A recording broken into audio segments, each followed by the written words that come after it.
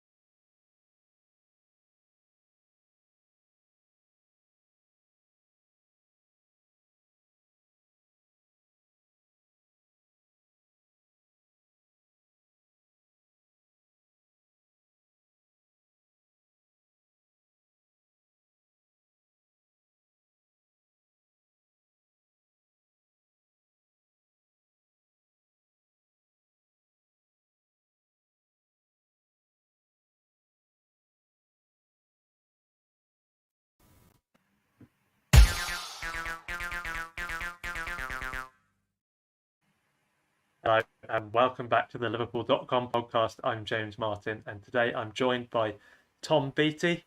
We're going to be discussing a little bit about summer transfer plans and specifically about that number 6 role, defensive midfield, whatever you want to call it. We'll be getting that all very soon. But firstly, just a quick message from NordVPN.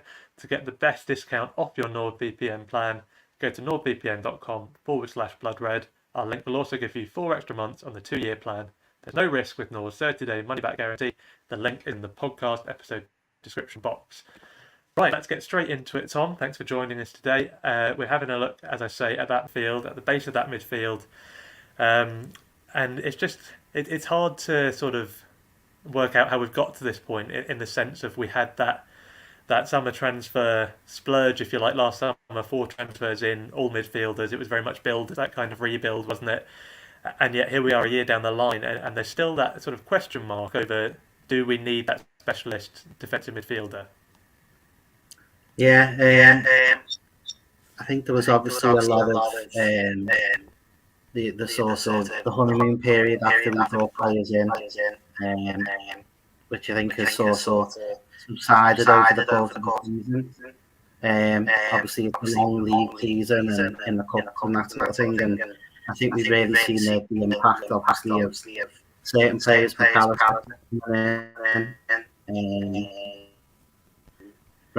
Gravenberch as well, I think, has started to find his feet a little bit as well.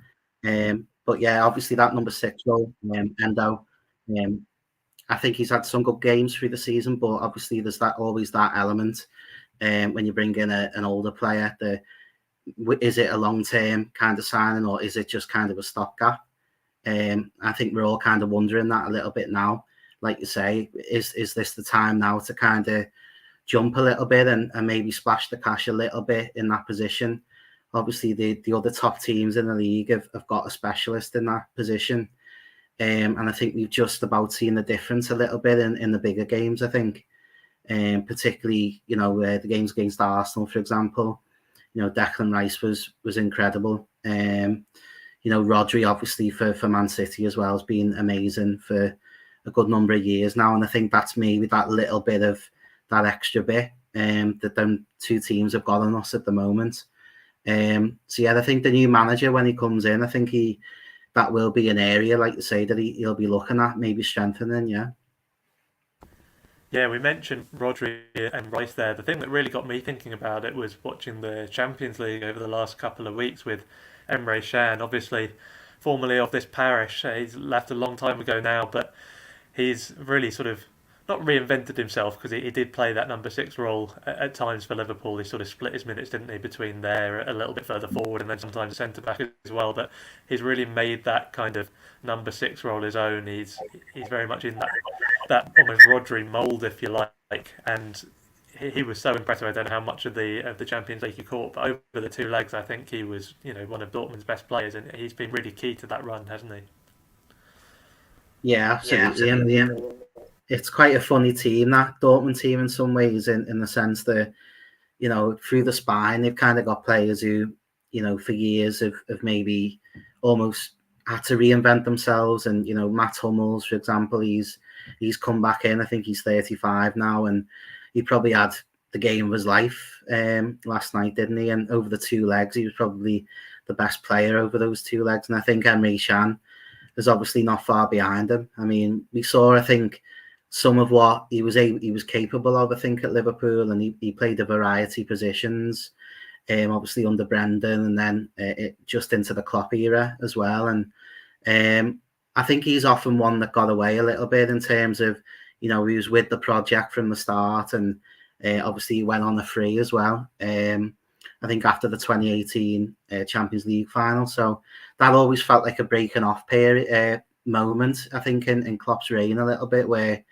from then on, I think we were one of the top clubs in Europe.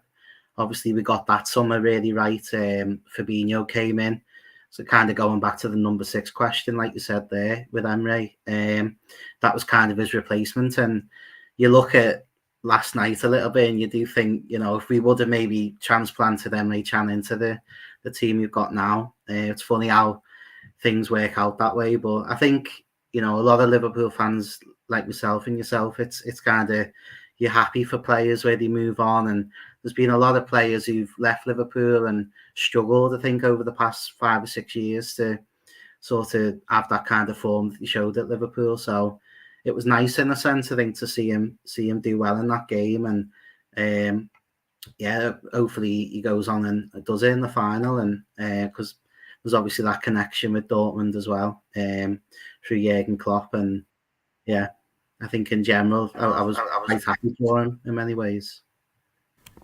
Yeah, I'd agree with you there. I definitely think I'll be rooting for him in the final. We'll obviously find out soon who that's going to be against. But yeah, it was a bit of a rocky start for him when he went away. It looked like he really might have messed up, didn't it, when Liverpool were sort of winning everything under the sun and he was kind of struggling at Juventus. But yeah, it's nice to see that he's turned it around. And as you say, maybe if things had worked out differently, he could do a job in this Liverpool team. But then it's the sliding doors moment. If he hadn't left, would we have got Fabinho? And now we come around to this point. He's 30 years old, so Can himself possibly not the answer, but he does give that sort of hint, I suppose, as to what the Liverpool midfield might be needing. But I suppose the one person who might have something to say about that, we've talked about Wataru Endo, and I think most people would agree he's probably not the kind of long-term solution, however good he's been in this debut campaign. But the one who's sort of been filling in at number 6 more often is Alexis McAllister, and I think he has taken most of us by surprise, really, with how well he's done in that role, hasn't he? Yeah, I watched a little interview with Gakpo, I think, went on social media the other day, and the first thing he said about McAllister was about his intelligence, and I think we've all seen that over the course of the season. That sort of the impact he had on that Argentina team in that World Cup. I think we've seen a bit of that this season through him, and in certain games he really has showed that game intelligence. And I think it's no mean feat, being able to drop back into that number 6. It's one of the toughest positions on the pitches, and I think obviously, I think he's been one of our best players this season as well. So I'm kind of excited in a way to see what the new manager wants to do with him.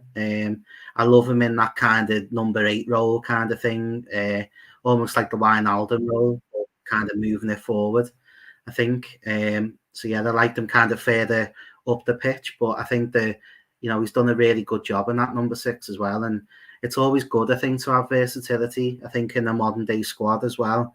You're looking at the teams we're up against, Man City, Arsenal, they've got such strength and depth. I think that, having a player like him where he can slot into a variety of positions, I think that's always a massive positive as well.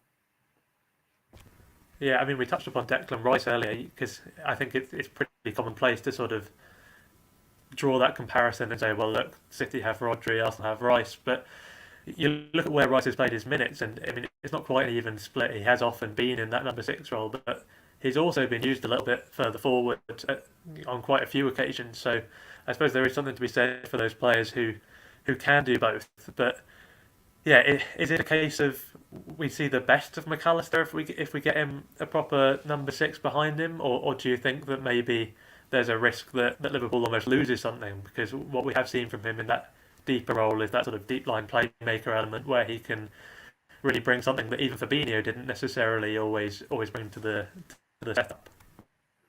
Yeah, I mean, just kind of on the eye, I mean, getting the ball from the keeper and that sort of thing, it always looks fantastic, doesn't it, where he's spraying passes from there, like you say, and that deep line playmaker role, I think it's always an interesting one in the team because it brings such a sort of an array of different things you can do further up the field. But yeah, I think the best I've seen of him this season, I think, was a little bit further forward. And I'm hoping, like you say, that if we do get a sort of a more specialist number 6 come in, that can kind of unlock him a little bit further forward. But yeah, sort of like you say, the versatility he's got, I mean, it is a rarity, particularly, the top players, like you say, Declan Rice, he's kind of played a bit further forward this season at times as well for Arsenal. So I think having that flexibility tactically for the new manager, that's going to be a massive asset, I think. And it's great having sort of them cornerstones in your squad, I think, where you can rely on them. And I think that's been the case with him this season. There's been points, obviously, where we look like we're going to finish third, obviously. There's been points this season where, there have been difficult moments in the season. He's always been consistent, I think. And I think that's a massive asset as well. He's not really dropped his levels. Obviously, there's been the odd game where maybe he's not been at it because of, the amount of games he's had to play. But I think he's been one of the standouts this season. And he's definitely someone I'm very excited to see as well, how his Liverpool career is going to develop and stuff. So, yeah, I'm really excited to see him next season. He's one of them. I think him and maybe Cody Gakpo as well. I think he showed a lot of signs of late of real improvement coming, obviously, on the left as well. So, yeah, I'm interested to see what the new manager's going to do. I think that's the big unknown at the moment. But there's a couple of players there where I think you can look at and say, I can see the seeds of maybe what they're going to go on to do in this Liverpool team as well. So I think it's an exciting time, obviously, since we kind of got over the shock. I think as supporters of Klopp announcing he's going to go, I think we can start looking forward now. And there's obviously a few players there that the new manager can work with as well. Yeah, I feel like we've got over it, but then I feel like we might feel a bit differently come Klopp's final game at Anfield. I think that'll all come flooding back, and then maybe we'll need a week or two before we can get truly excited about the next manager, which looks like it's going to be Arne Slot. So yeah, I agree in general, though. It's definitely it is going to be exciting, as you say. It's hard to be too excited about this era coming to an end. It's brought so much excitement, so much joy, and of course so much silverware as well. So it will be a very sad time. But on the flip side, you look at pre-season, and it is the most sort of interesting one for a while because there's so many more unknowns in terms of what's the setup going to be like. Obviously, we can look at how he's set up at Feyenoord and things like that, and we can draw conclusions, but he's working with new players now, and it is intriguing to see what he does with it. And I think that question about the midfield is one of the more pressing ones. I agree with you about Gakpo further up. I think he has the potential to be really good under Slot, and we'll talk about that a little bit more potentially. But yeah, I think the question is, if there is going to be a number 6 who comes in to maybe help McAllister, it's who do Liverpool go for? I mean, that's the question. We know that last summer there was that big move for Moises Caicedo, which of course didn't come to anything. That's how we ended up with Endo, who's been very good, but I think, as we said, we'd agree is more of a stopgap. And then you look around, other options who have been mentioned in the past. I have always liked Boubacar Kamara. He profiles well in terms of similarities to players like Caicedo and indeed like Emre Can. They sort of post similar numbers. But then he's at Aston Villa now. They got him on a free transfer. Even at the time, that looked like a piece of business that more top teams should be all over to me. But that's the sort of club now where it's going to be hard to get players out. I mean, you look at maybe the new financial rules and you think, what's the effect going to be on clubs like Aston Villa, who are sort of upwardly mobile and trying to break in? Maybe he's someone we could look at. But yeah, beyond him, are there any names that sort of jump out at you off the top of your head? I mean, it's funny sort of you mention Aston Villa, because they've got such a kind of plethora of talents that they've kind of stockpiled now, and I'm quite interested to see how it kind of develops there under Emery. But like you say, there's not many who kind of stand out in that sense. I think that the big opportunity would have been Declan Rice, and I think he always, from what I gather, must have wanted to stay in London. So I think there was that aspect with him, that we were always going to be maybe behind a certain number of teams in terms of getting him. But yeah, it is interesting now that we go into the next league season and there are teams like Aston Villa where, they've got such a wealth of options there in midfield. So it's a difficult one to kind of pick people out in a sense. But I think the interesting thing as well that I was thinking before is obviously Michael Edwards coming in. He's bringing his team with him. And I think there's a bit of a changing of the guard, obviously, in terms of the idea as well. I think in terms of, the profile of play we might bring in. Obviously, Endo was a stopgap. But Michael Edwards has shown such a propensity, really, for looking for slightly younger players and players that can maybe develop into, worldwide stars, as we've seen in the past with, obviously, the likes of Salah and Mane and players like that.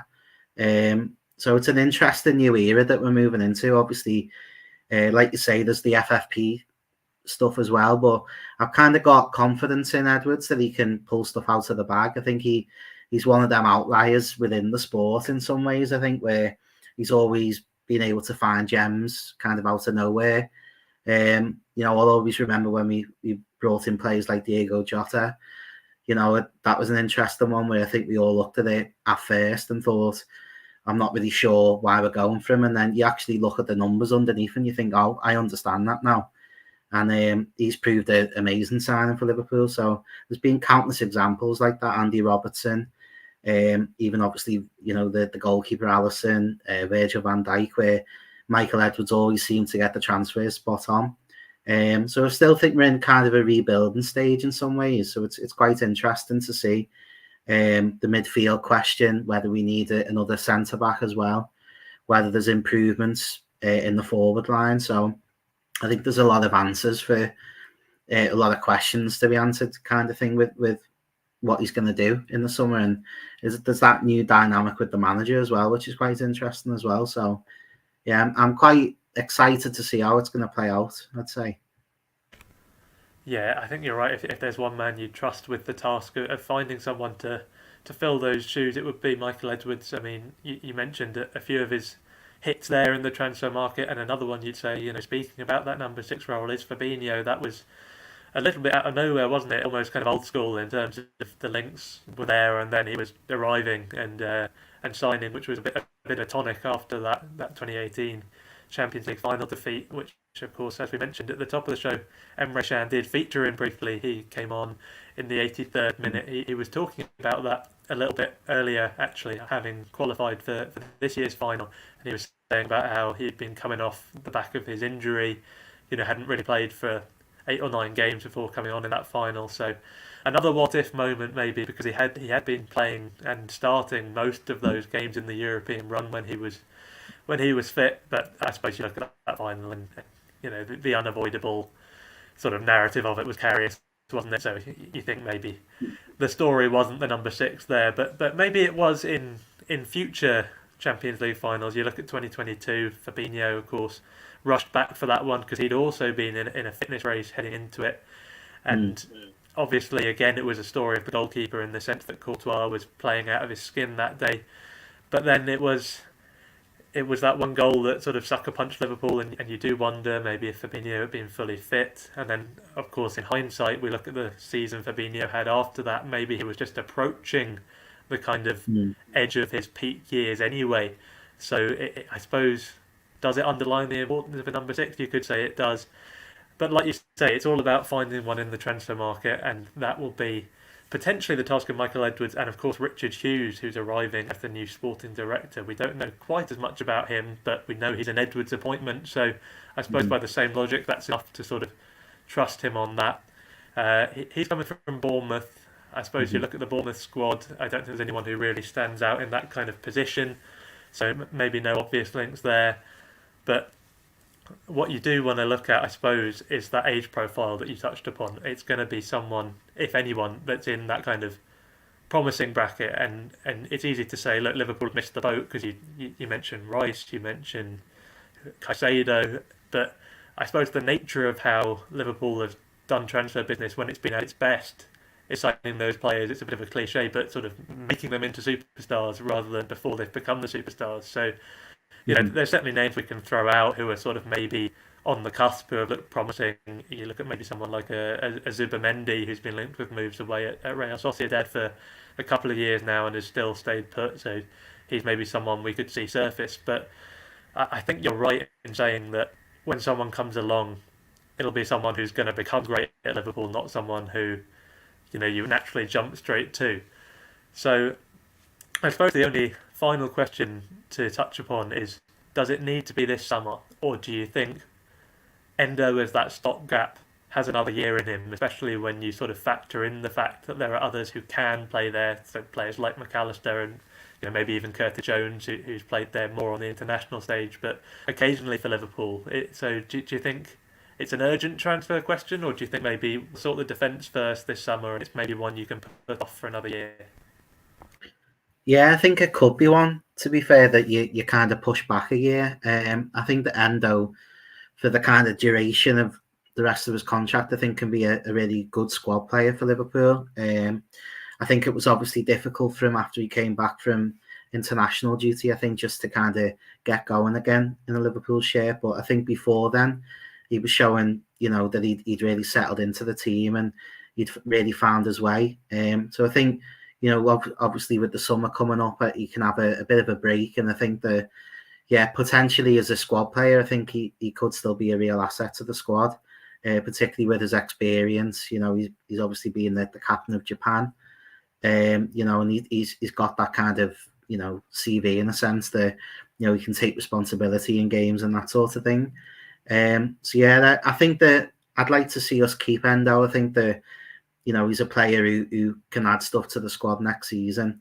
But yeah, like you say, I mean, there's always that option that we hit upon before that, McAllister maybe drops into that number 6. I think even as Szoboszlai at stages this season has done the odd job there as well, where, you could say possibly that might be where he kind of finds his feet a little bit more moving forward.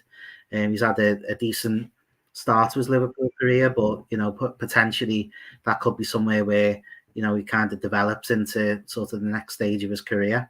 But yeah, I think maybe the back four, like you say, that might be somewhere that we're looking to strengthen more so in some senses. I think just kind of in terms of how football seems to be developing, particularly under the new manager as well, whether we need another centre-back, sort of, good on the ball, maybe a left-footed player, left-footed centre-back, just to kind of step into midfield and sort of mimic, in a sense, what we've seen at Man City and Arsenal that little bit more.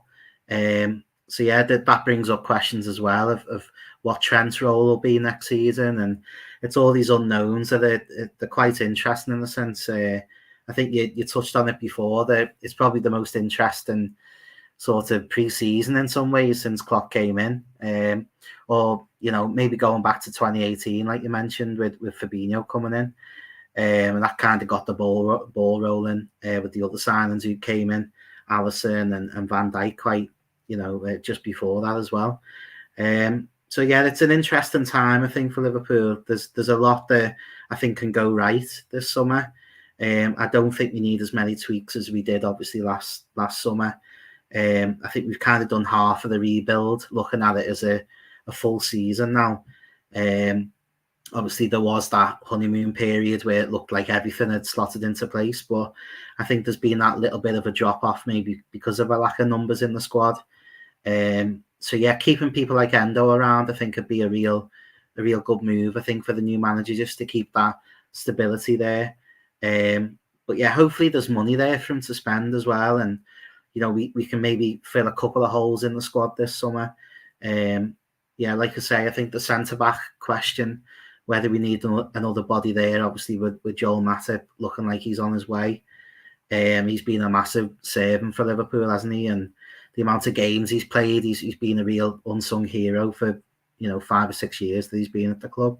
So I think that'll be a player who we're looking to replace with someone kind of like for like in a sense as well. Obviously, we've got Quanta coming through. He's been fantastic this season.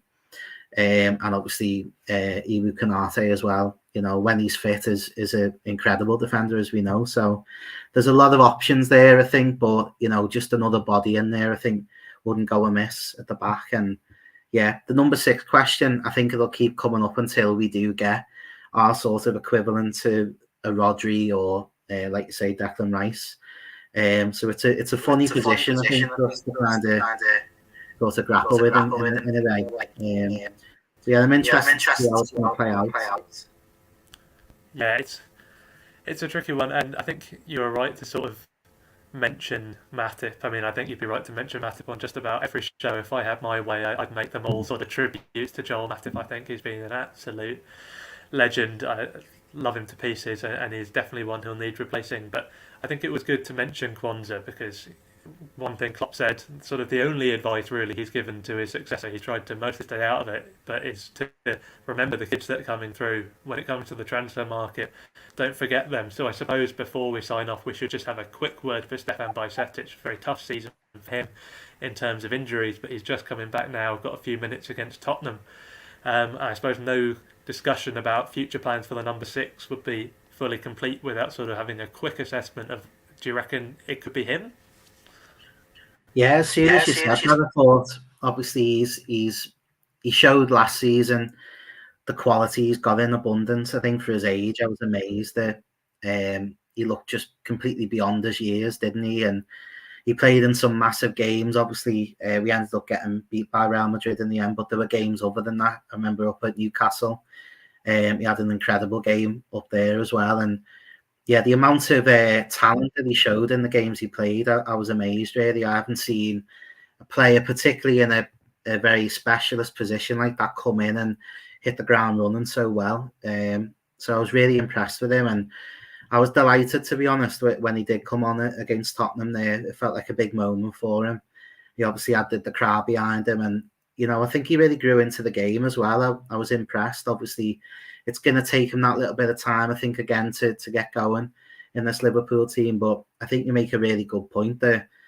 That's always kind of been the way, particularly under Michael Edwards, that sometimes we do have to look within at the options we've got, particularly coming through the youth system. There's a fabulous crop of players coming through there now, pretty much in every position. And I think the new manager, I think he'll, like Klopp's kind of hinted at, he will be a little bit careful about maybe stifling the progress of some of them young lads coming through. But yeah, there's a lot of promise with Bajcetic. I think that, I was really amazed with him last season. And if he can get back to that level next season, I think we've got a real gem there. Particularly for his age. I mean, even within the Tottenham game, when he really grew into it, he his confidence was back, and he's got a great range of passing. He likes getting stuck in. He's got every attribute basically, I think, for that role. And time will tell obviously how it plays out. He's obviously a young player, but the amount of quality he's got, I mean, to come in, it's a bit like Quansah in a sense, to come in and play that position, one of the hardest on the park, and to look like you've been in the team for 10 years like you did last season was something else really. So I'm very excited to see what the new manager plans to do with him. And you might be right that they might look at the situation and think, you know what, we're gonna move forward with him rather than splashing what would probably be maybe 100 million on a specialist number 6 if there's an elite one out there like a Declan Rice. So it's an interesting one. We don't want to see the talent of these young players stifled. But yeah, there's always that transition with young players as well. So yeah, it's another one. There's so many unknowns, isn't there, moving forward. Yeah, I think it's another one of those who's possibly in for a huge pre-season. If Bajcetic does well there, maybe stakes his claim. So yeah, so many interesting things to watch out for in pre-season. Of course, we'll have you covered with all of that over on Liverpool.com and indeed on the Blood Red channel with plenty more podcast content like that. But for today, that'll just about do us. Tom, thanks very much for joining me. Enjoyed our chat. Thanks everyone who joined us in the comments as well and watched along. Really appreciate it, and we'll see you all again soon.